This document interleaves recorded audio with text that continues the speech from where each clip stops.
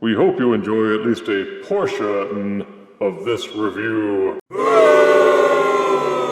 What? Hello, my baby! Hello, my honey! Hello, my ragtime gal! Suddenly you kissed my wife! Baby, my heart's on fire! More of the Legacy Stunticons are hitting shelves, which means Legacy Menasor gets nearer to completion. We now review Deluxe Dead End from the Legacy line, component 3 out of 5 to Menasor. Dead End was the self-obsessed and cosmically defeatist member of the Stunticon team, constantly bemoaning the ephemeral pointlessness of life. Sounds like my kind of guy. His Generation 1 toy was as simple as the other Stunticons. His Combiner Wars update wasn't that bad, actually, but it combined into the Gestalt floppiness, which was Combiner Wars Menasor. But back he is in his legacy box with deceptively depicted headlights blazing on the artwork, and free access to the figure through a non-existent window. Same old art is on the side panel, with both modes enhanced by Photoshop on the back, next to his QR code, which you can use to look up his stats online. Thrill to the character art on the other side panel. Now let's unbox Dead End and give him a dead start. Out-of-box Legacy Deluxe Dead End comes with his instruction booklet and 2 matching gun accessories with Energon paint applied.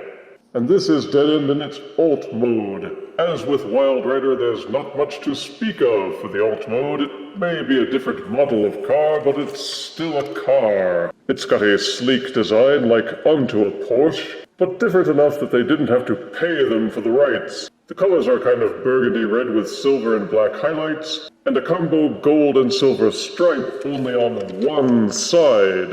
They mushroom peg all 4 tires, so those appear consistent, and it's hard to tell, but there are gunmetal highlights on the hubcaps. The undercarriage unfortunately drags a bit, so you can't roll the car safely without risking scratches to the chest plate. Unfortunately, my copy suffers in that the parts which are supposed to tab together under the front hood don't have enough bite to keep the hood in place, and it's constantly popping loose. It's still mostly flush, but you can tell it's trying to sink in a little more, but it can't.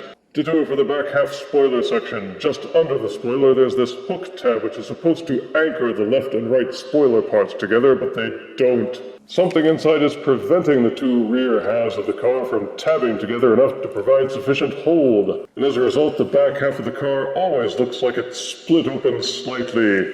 Boo!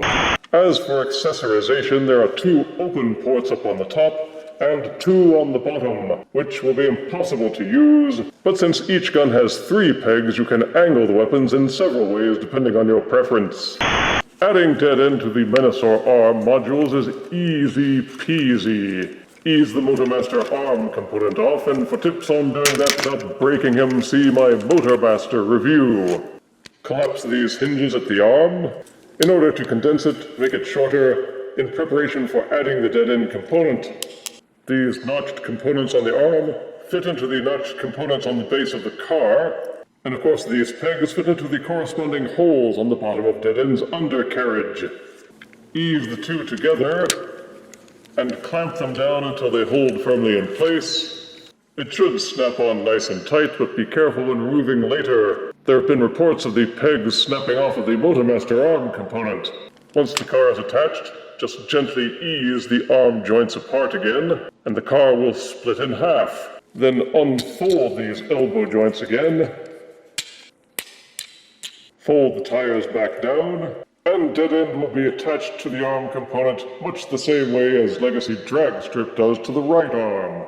Then it's a simple matter to reattach the main Motormaster arm component back onto Menasor himself.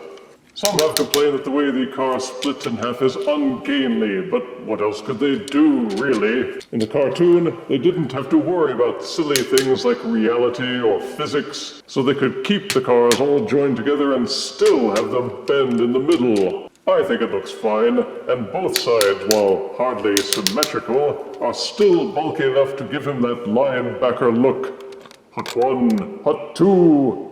Adding Dead End to the Menasor upper body does nothing to hamper the articulation for the Gestalt. The ratchets for Motormaster are still robust enough to hold poses, and let you maintain good center of balance. Plus, it gives him even more heft.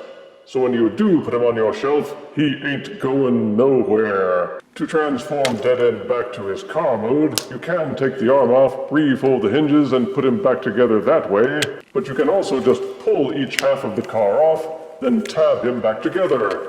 Transforming Dead End to robot mode is a bit more involved than you might think. I like to start by folding these halves of the car backwards to form the robot feet. Then you pry the halves of the undercarriage open like drawbridges, untab the rear section of the car from the front section, and the robot thighs are folded inside the back of the car.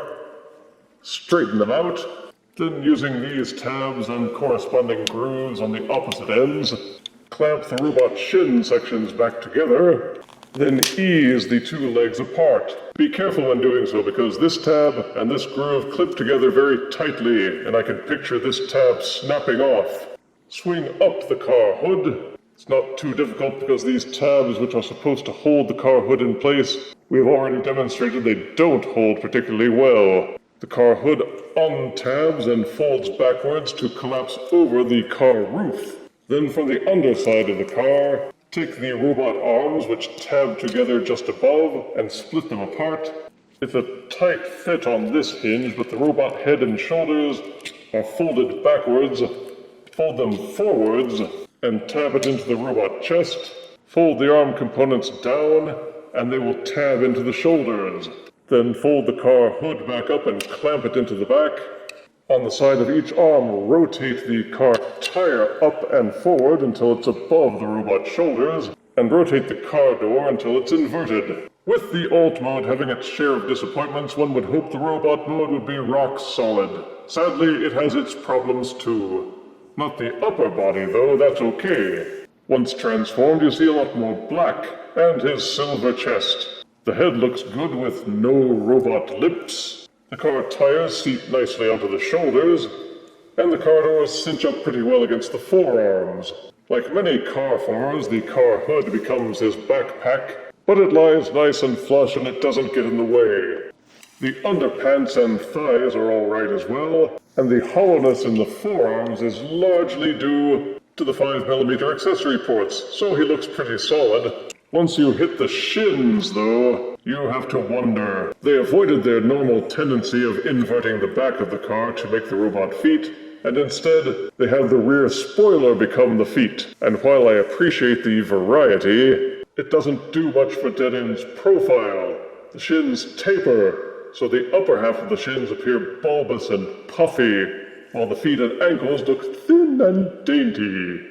I wish they could have done something more to migrate the upper shin areas down to the lower shins near the ankle. He stands up just fine, but it just doesn't look right. Each fist can hold 5mm accessories. There are 2 ports underneath each forearm, 1 on the front of each shin, and 1 at the bottom of each foot. So there are more options to accessorize Dead End in robot mode, and maybe you can add weaponizer parts to thicken out those ankles. Dead End's articulation is fairly standard for a Legacy Deluxe. The head will only rotate, there is no ball socket, so it won't tilt up or down. Each shoulder rotates fully and can be splayed out. There's an upper bicep swivel, a 90-degree elbow bend, freely rotating waist. Each leg will kick forward about this far and rotate backwards about this far before it bumps into the pelvis. Each leg will splay outwards all the way. There's an upper thigh rotation. Each knee will bend backwards 90 degrees, but no further, because the roof of the car blocks you. Each ankle will tilt in and out, and it will also tilt backwards. The puffy shins block some of the leg motion. Some of the swivel joints on mine feel a bit loose, especially around the hips and thighs. But despite that, you can pose him pretty well, and pretend he's wearing MC Hammer pants. For size comparison, here's Legacy Deluxe Stunticon Dead End, next to Studio Series 86 Voyager Ironhide. Here is Legacy Deluxe Dead End, next to Transformers Animated Deluxe Jazz. And here is Legacy Deluxe Dead End, next to Transformers Prime Deluxe Vehicon. Legacy line collectors are buying all the Stunticons, and the big reason is the desire to complete the Gestalt. While Motormaster and Dragstrip were excellent, the more recent Stunticons have been less excellent. There seems to be some level of diminishing returns with the Stunticons, with each deluxe becoming a little less awesome. Positives for Dead End include pleasing colors, a transformation that finally steps away from the expected, strong articulation, a solid feel, and some options for accessorizing the robot mode. He complements Menasor well as an arm module, and fans of the Gestalt shouldn't be disappointed once he's attached. Negatives are that as a standalone figure, Dead End is somewhat disappointing. The alt mode doesn't tab together well, either at the front or the back, leaving ugly gaps where it should be more seamless. The undercarriage doesn't allow for the tires to connect properly to the ground. The robot has some floppy joints, and those shins just don't do it for me. They're too thick at the top, so they hinder the articulation, and they're too thin at the bottom, so he's not as stable as he might be. When turning to robot mode, the lone tab that clips the shin parts together feels terrifyingly brittle. Perfectionists are liable to find something disappointing about every mode except perhaps the arm. And even then they might gripe about the two car halves not joining together in a more visually consistent way. But what are you gonna do? Not complete Menasor? Legacy Deluxe Dead End is a must-have for that reason alone. But it doesn't stop me from giving him 6 out of 10 deaths. Guess the designers hit a dead end when they started on the lower body. If you refuse me, honey, you lose me. Then you'll be left alone, oh baby, trouble. And tell me I'm your own.